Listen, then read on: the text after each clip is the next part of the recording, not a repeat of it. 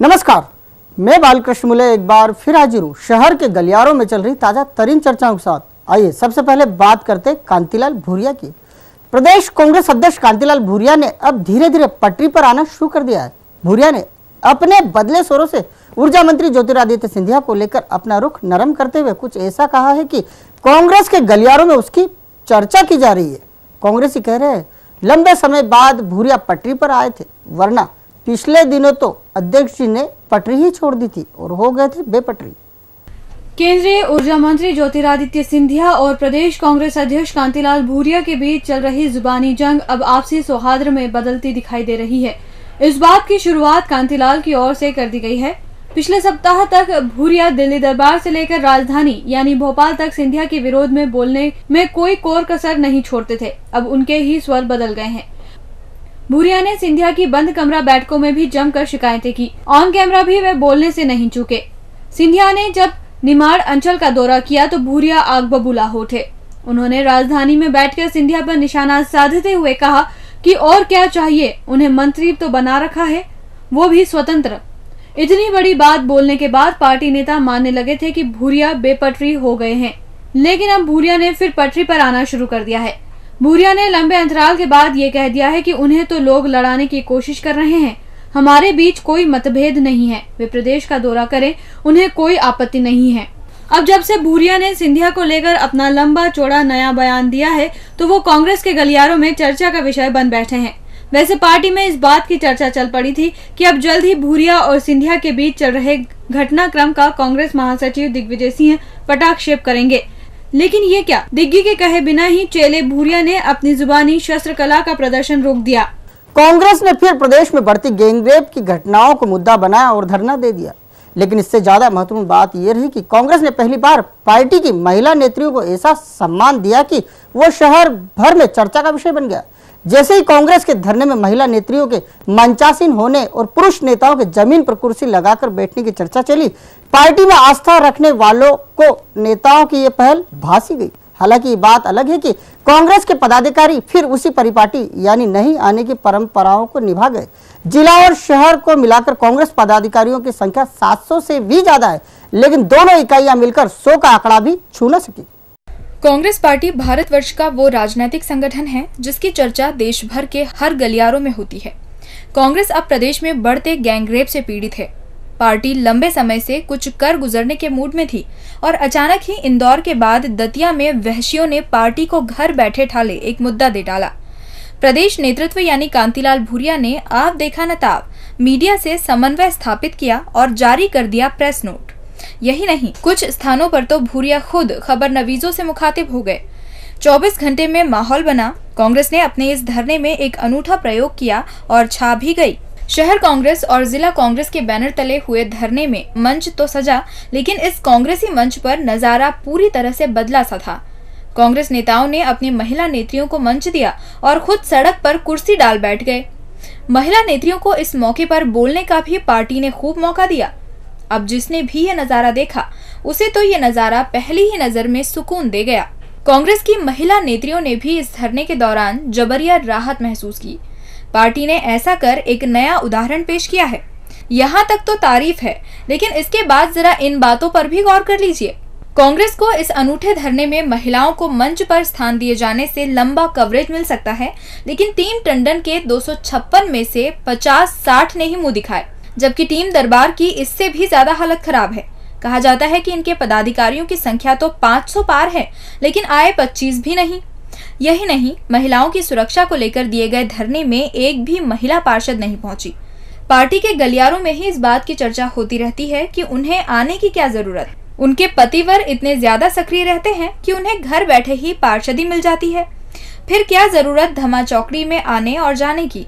खैर, जो भी हो, कांग्रेस फिर एक बार नया कर रही है, जिसकी चर्चा भी हो रही है। फाग के मस्ती भरे माहौल में अब चुनावी रंग डलने लगा है। विधानसभा क्षेत्र क्रमांक 1 हो, 2 हो या फिर हो 3 या 4, सभी जगह एक सा माहौल है। लोग मस्ती में है और नेताओं की एक एक हरकत को भी समझ रहे और बाकायदा उसकी चर्चा भी कर रहे हैं। ऐसे ही एक आयोजन की चर्चा इन दिनों क्षेत्र क्रमांक 1 के गलियारों में जमकर हो रही है। दरअसल संस्था सृजन के फाग उत्सव में 2 एक से नेता मंच पर दिखाई दिए। और एक दूसरे की पीठ भी खुजाते रहे।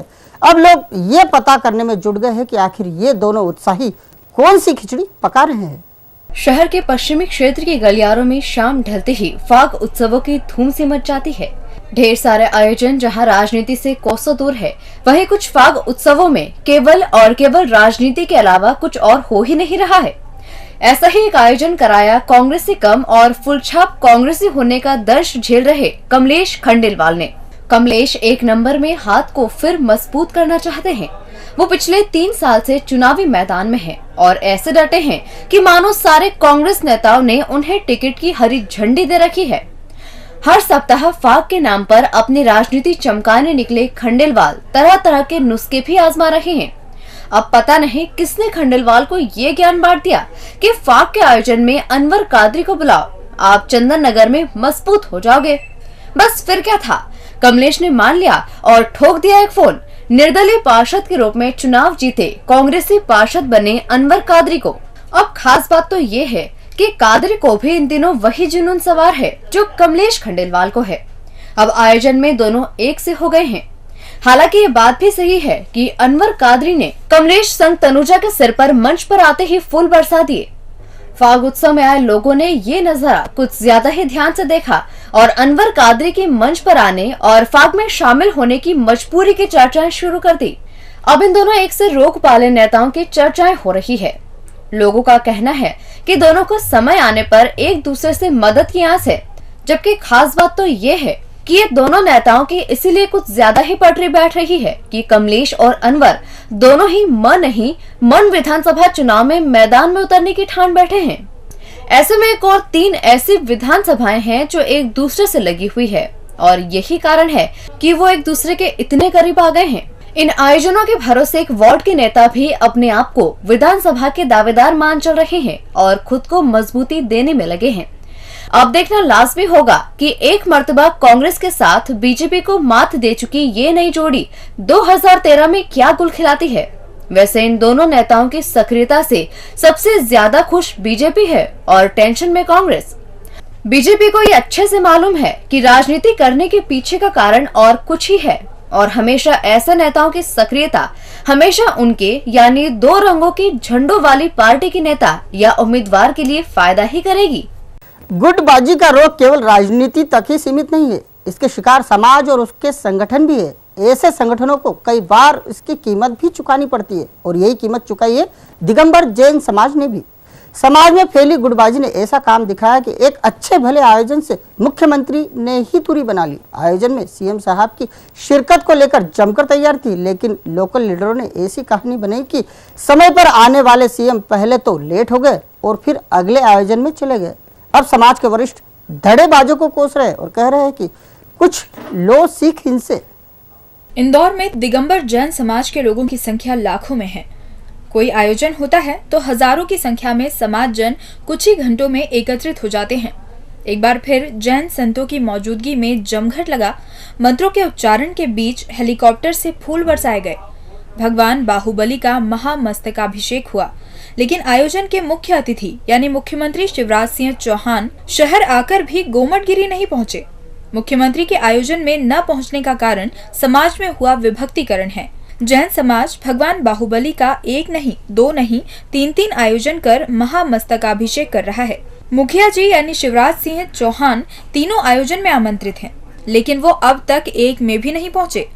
पहले एक गुट ने यह आयोजन कराया, तब तो सीएम साहब इंदौर में नहीं थे, लेकिन जब भरत मोदी गुट ने आयोजन रखा तो मुख्यमंत्री ने शहर में होते हुए भी आयोजन स्थल का रुख ही नहीं किया, जबकि मुख्यमंत्री के आगमन की उम्मीद इस गुट को सबसे ज्यादा थी। एक बार तो प्रशासनिक व्यवस्थाएं देखकर मोदी गुट भी अपनी जीत सुनिश्चित मानकर चल रहा था, लेकिन स्थानीय संगठन का ऐसा इशारा हुआ कि मुख्यमंत्री जी भी विलंब का बहाना बनाकर गुटबाजी से बच गए। अब समाज के शुभ चिंतकों ने मुख्यमंत्री की समाज से दूरी को अपनों के माथे फोड़ना शुरू कर दिया। समाज के वरिष्ठ जन मानते हैं कि आपसी बेमतलब के टकराव से दिगंबर जैन समाज की ये हालत हो गई है। जिस आयोजन में शिरकत करना सीएम अपना सौभाग्य मानते थे, उसी आयोजन में वो लेट लतीफी का बहाना बनाकर दूसरे आयोजनों में शिरकत कराते हैं। वैसे ये चर्चा भी है कि मुख्यमंत्री गोमटगिरी आते तो समाज को चुनावी साल में कुछ न कुछ देकर जरूर जाते, लेकिन अब दिगंबर जैन समाज में राजनीति घुस गई है और यही है विघटन का कारण। तो क्या सोच रहे हैं भरत मोदी, प्रदीप कासलीवाल और रोहित धनोते? कब बैठोगे एक जाजम पर? मुख्यमंत्री की दूरी से सीख लो और कम से कम एक रहो और ताकत दिखाओ, वरना एक जोर का झटका धीरे से ही सही सीएम साहब देकर चले ही गए हैं। और अंत में बात करते हैं फिर वही सिंघम की। शहर में काम का जुनून पालने वाले अफसरों की संख्या अंगुलियों पर गिनी जा सकती है। उन्हीं में से एक नाम है सिंघम का। और अब इस सिंघम पर जिले के मुखिया यानी कलेक्टर आकाश त्रिपाठी भी फिदा है। बात जब बीआरटीएस को लेकर चली तो जिले के मुखिया ने कहा, बीआरटीएस से अतिक्रमण हटाने का जिम्मा तो किसी सिंघम को ही देना पड़ेगा, जो कि हमारे पास इंदौर नगर निगम के उपायुक्त के पद पर कार्यरत है। इंदौर नगर निगम में यूं तो कई अफसर आते हैं और कई अफसर चले भी जाते हैं, लेकिन कुछ ऐसे होते हैं जो अपनी उम्दा कार्यशैली से न केवल अपने विभाग का बल्कि दूसरे विभाग के मुखियाओं का भी दिल जीत लेते हैं। ऐसे ही एक अफसर है महेंद्र सिंह चौहान। पद उनका भले ही उपायुक्त का हो, लेकिन जब वो मैदान पकड़ते हैं तो अच्छों की बोलती बंद कर देते हैं। ये वही महेंद्र सिंह चौहान हैं जिन्होंने सरवटे बस स्टैंड से 15 साल पुराना अतिक्रमण हटाया था। बस इसके बाद से वो साहब ऐसे सुर्खियों में आए कि निगम हो या फिर शहर के किसी भी सरकारी दफ्तर का गलियारा, इन्हें सिंघम के नाम से ही पुकारा जाने लगा। वैसे भी चौहान साहब को कार्यालय में बैठना कम और मैदान पकड़ना कुछ ज्यादा ही पसंद है। अब किस आदमी से कैसे बात करना है, ये काम भी साहब को बखूबी आता है। वो कई बार खाकी का काम भी कर लेते हैं और यही कारण है कि इंदौर नगर निगम की मोबाइल कोर्ट पिछले कुछ दिनों से 500 से ज्यादा चालान बनाने में कामयाब हो गई, जो कि अपने आप में एक रिकॉर्ड है। अब बात जब बीआरटीएस को लेकर चली है तो बोलने वालों ने यह भी कह दिया कि बीआरटीएस से अतिक्रमण कौन हटाएगा। तभी कलेक्टर आकाश त्रिपाठी ने जवाब दिया, बीआरटीएस के लिए एक स्पेशल रिमूवल सेल बनेगी और इसकी कमान सिंघम के पास होगी। कलेक्टर साहब के मुख से इतना सुन मेयर कृष्ण मुरारी मोघे और निगम कमिश्नर राकेश सिंह भी मंद मंद मुस्कुरा दिए। अब सिंघम को नई जिम्मेदारी मिलने वाली है। साहब के मुख से जब से ये बात निकली है, निगम गलियारों में जमकर सिंघम साहब की चर्चाएं शुरू हो गई है। आखिर सिंघम साहब के कृतित्व के दीवाने आकाश साहब जो हो चले हैं। डीजी न्यूज के खास कार्यक्रम गलियारों से को आप यूट्यूब पर भी देख सकते हैं। गलियारों से के आज के अंक में फिलहाल इतना ही। ताजा खबरों के लिए आप देखते रहिए डीजी न्यूज।